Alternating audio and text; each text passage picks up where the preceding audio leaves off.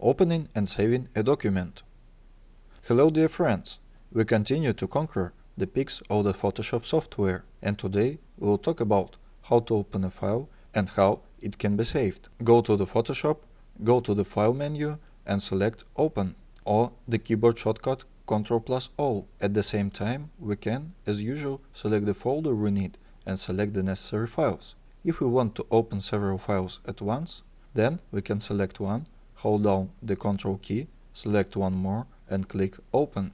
And in this case, we'll open several files at once. As you can see, they all appeared in tabs. But we can change their viewing in the same way. If you remember, we had a lesson in which we considered the possibility of ordering, arrange and choose the location that seems to us more relevant and convenient for the current moment. Well, for example, I will choose Mosaic, and so it opened for me in this way. If I want to go back to the previous viewing option, then I select the Arrange and combine everything in Tabs window. Here everything is back as it was. It was such a small digression, a reminder. The next possibility of opening is using the Open As option, or the keyboard shortcut Alt+Shift+Ctrl+O. Why is this necessary? Sometimes the Photoshop software cannot independently determine the file format. Well, for example, this can happen when transferring a file between two operating systems. If before that, for example, you worked on a Mac system, when you will try to open the same file in Windows, an incorrect indication of the file format may occur, and in such cases, it is just necessary to choose the correct format for opening such a file. Let's see what it looks like. I click Open As, and here I have an additional dialog box in which you can just choose the format in which you want to open the file. This can also be useful if by some mistake you saved a file in the wrong format and now you want to open it the way it should have been. For example, a file that should be in PSD format, we will talk about it in a few minutes, you saved in a GIF format, and your work can no longer be continued in this way, and you need to return the correct format.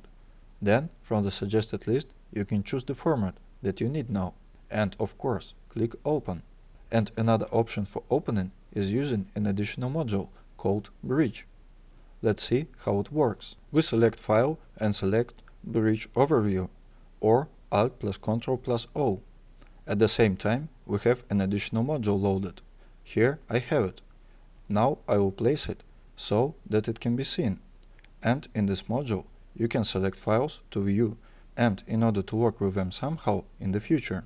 For example, I select the local disk D and select the folder I need. So I choose a folder in which I can view and select images. But this is somewhat more convenient than the GITs, because let's say I can look at each image more closely.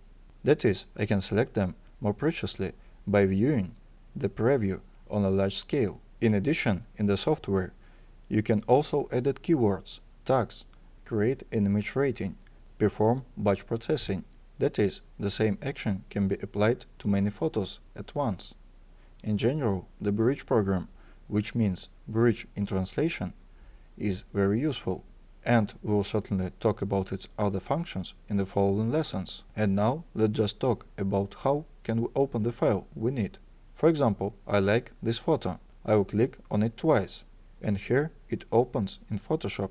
This software is especially useful, of course, for photographers who constantly have to process and view a large number of photos. And now let's talk about what file formats are and how to save them. In fact, Photoshop offers 22 file formats for saving your work. But today we will talk only about the most basic of them, which are used most often. And in the absolute majority of cases, knowing these formats or using them will be absolutely enough. We will begin our consideration of these formats with the PSD format.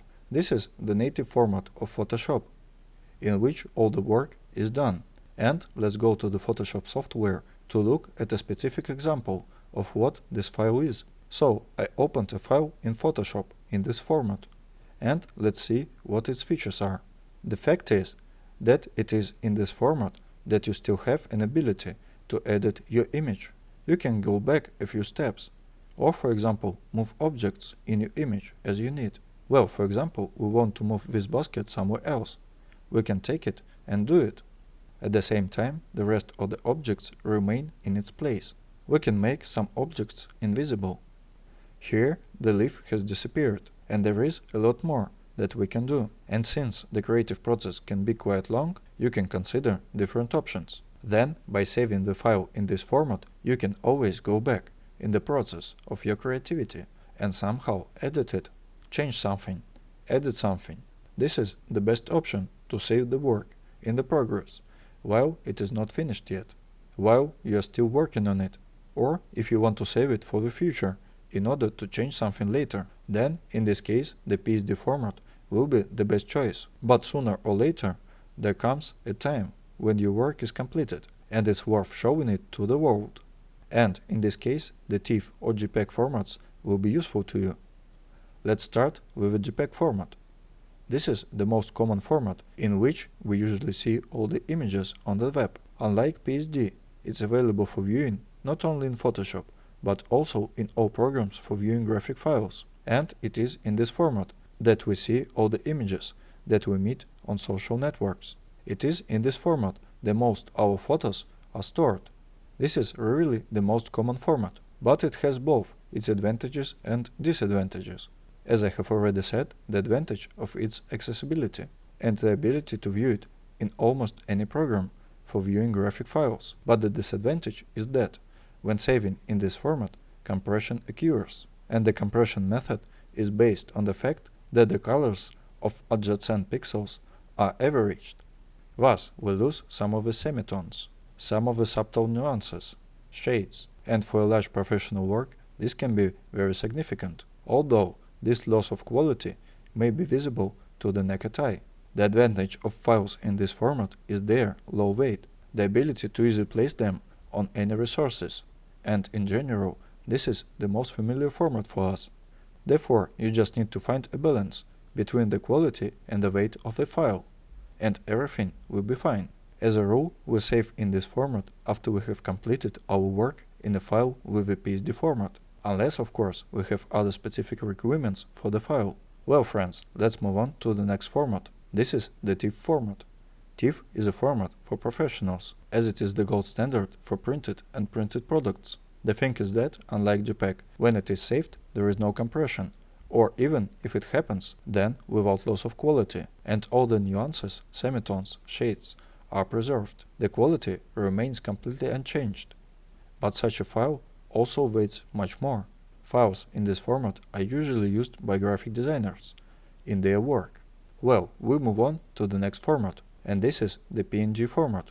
In order to make it convenient to get acquainted with this format, let's go back to the Photoshop software.